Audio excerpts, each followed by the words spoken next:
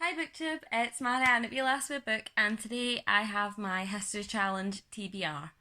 So the History Challenge starts on Friday, so I'm going back to work tomorrow, which means that the original TBR I have here is way too ambitious for the length of time I'm actually going to have available to read. But I'm going to see how much I can squeeze in. I think I've hit most of the prompts on the bingo board, which I am absolutely delighted at. So yeah, this is what I've got in the physical copies. I've also got two Kindle books and an audiobook, so it's anybody's guess how I'm going to manage to fit all of this in 2 weeks while working 40 hours a week. So I'm going to start with the physical books that I have here beside me. The first book I chose to read was The Five by Hallie Rubenhold, and this book is a history of five of the women that were killed by Jack the Ripper. It explores these women's lives who are now simply viewed as victims. The focus is put on the fact that they were victims of Jack the Ripper rather than viewed for the lives that they had, which shows just how much these women and women in general who are victims, and even men that are victims, are sort of overshadowed by the fame of the person who's actually committed the crimes. So I'm really looking forward to reading this.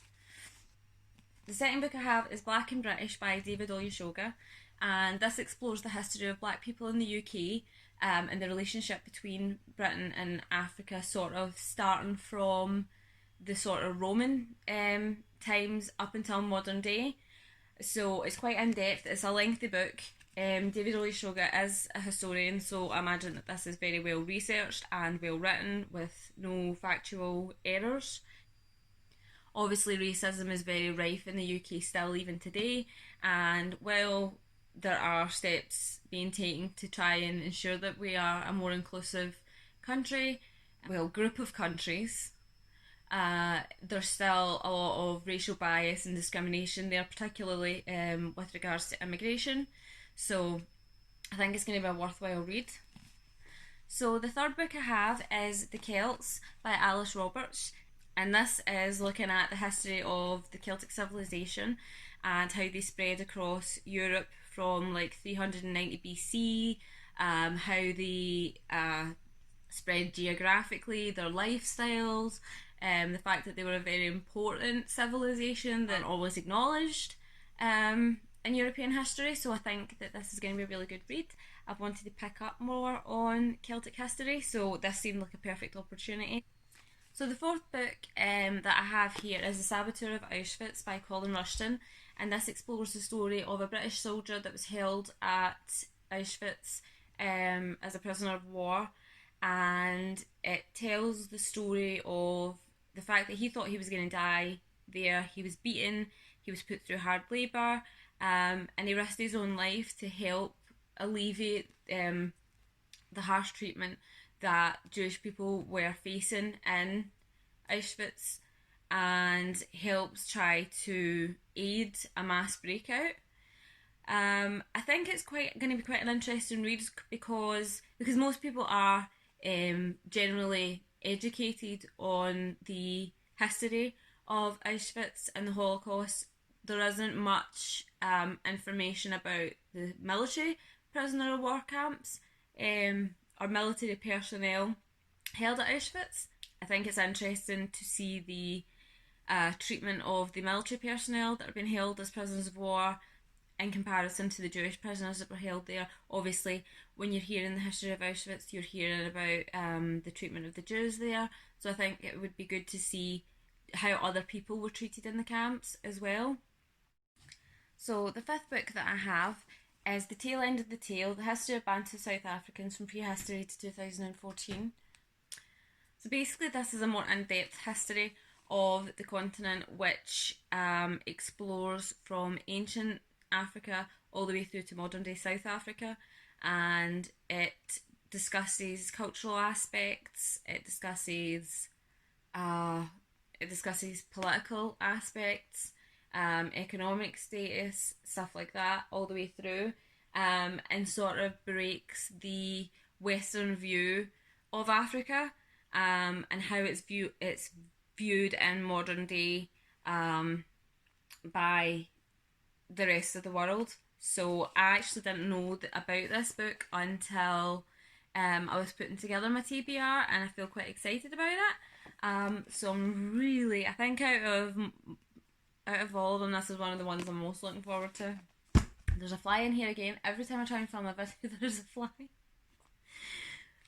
So the sixth book I have is The Highland Clans by Alistair Moffat, and this looks at the Highland Clans of Scotland, and I have read that it provides a very unbiased view of clan history, because any sort of Scottish historical non-fiction I've read is kind of biased either on the side of the Scots or the English. So I'm looking forward to the fact that this is more of a factual and informative look at the Highland clans, rather than being used in a politically biased fashion by either side of the fence. So I'm looking forward to reading that. It's not a particularly long book, and there's loads of sort of photographic elements that I'm looking forward to seeing, because I love the Highlands in general, but particularly looking into clan history, I find it really fascinating. So the seventh book, which is the last physical book, is a book of Scottish folk tales.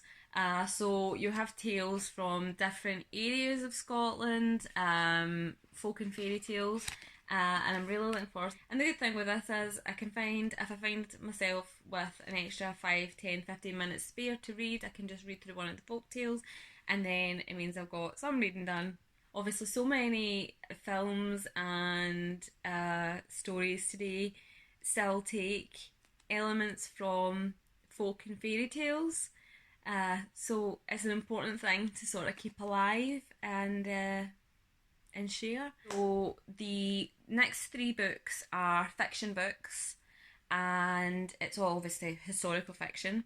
So the first one is Opium and Absinthe by Lydia Kang, which is based around about I think I wrote the year, 1899 in New York, and the main character's sister is killed, and it's round about the time that everybody's fascinated with vampires, Bram Stoker's Dracula, and the sister's found with 2 puncture wounds on her neck, and the sister, the surviving character, believes that the sister was killed by a vampire, and she is full of opium and has to decide who she trusts, who she doesn't trust, as she believes in the sort of supernatural element, or if this was murder that was made to look like a vampire killing. So it sounds like it's going to be an exciting read. So the second Kindle book that I have is Ardnish Was Home by Angus MacDonald, and it is set in 1918, and a wounded soldier is found on the battlefield. He has been blinded and is nursed back to health by a woman called Louise, and the two of them end up falling in love. He tells her the history of where he came from, Ardnish, which is in the Northwest Highlands, and they then decide to try and flee and escape from Turkey. They go through Greece and Malta. I don't know if they end up making it home to Scotland, if they end up in the UK, where they end up, how the story ends. But again, like I said, I'm interested in Scottish history, and I think it would be nice. So I don't know how the story ends, obviously, because I'm not read it yet. But I think it's going to be a nice read. So the last book I have is an audiobook, and it is Yellow Crocus by Lila Ibrahim. And the story is based around 2 characters, Lisbeth and Hattie. Lisbeth is a white baby who is passed on to Mattie, who is an enslaved wet nurse, and the two of them end up developing this bond as Lisbeth grows up. It explores the relationship between these children who are being passed on to the slaves and the wet nurses, and whether they can retain that bond without any negative consequences. So I'm really looking forward to reading that also. I think I've said this about every single book that I've discussed so far, which is a really good sign. because I think I'm really going to enjoy this readathon. I just really hope that I don't get that I manage to get all the books done in time. But if I don't, I'm not going to beat myself up. Like I said when I was doing my TBR for the reading rush, reading is for fun. It's not a competition. If you're taking part in the History Challenge, hit me up. Tell me what you're reading. Is there anything in particular you're looking super excited for? Was there anything here you've read that you think I should start with first? Let me know. But have a nice day. Happy reading, and I'll see you next time.